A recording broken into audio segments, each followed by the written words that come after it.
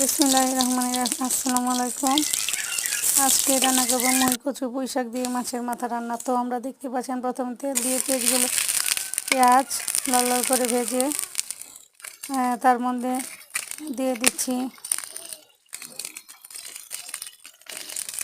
দেখুন একটু পানি দিয়ে একটু ফুটে ওঠা পর্যন্ত দিয়ে দিলাম লবণ,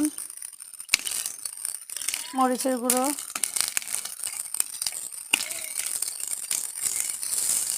ধনিয়ার গুঁড়ো, হলুদের গুঁড়ো,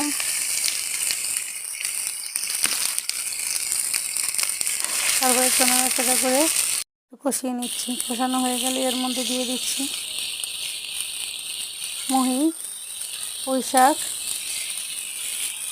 এগুলো দিয়ে একদম হাতের মুহি এবং হাতে পুঁই শাক খুব টাটকা, এগুলো দেওয়ার সাথে সাথে দেখেন একদম গলে গিয়েছে। তো নাড়াচাড়া করে আমরা একটু কষিয়ে নেব ঢাকনা দিয়ে। ঢাকনা দিলেই দেখুন কি পানি উঠেছে। এখন নাড়াচাড়া করে কষিয়ে নিয়ে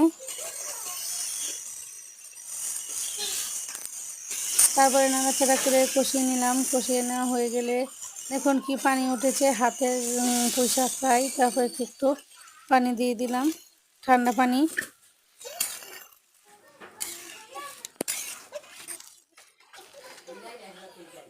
দেখুন কষানো হয়ে গেলে একদম ঝোল উঠেছে। ঝোল ওঠা হয়ে গেলে একটু তার সাথে মাছের মাথাগুলো দিয়েছি, রুই মাছের মাথা দিয়ে অন্য সময় কিন্তু আমরা ঝোল দিয়ে ঢেকে দিই না, কারণ ঢাকনার মধ্যে কিন্তু তেল মশলা উঠে পড়ে। কিন্তু আজকে মোটামুটি হাতের পুঁই শাকগুলো একদম গলে গিয়েছে, তাই মাছের মাথার সাথে সাথে দিয়ে অল্প পানি দিয়ে একেবারে ঢেকে দিলাম।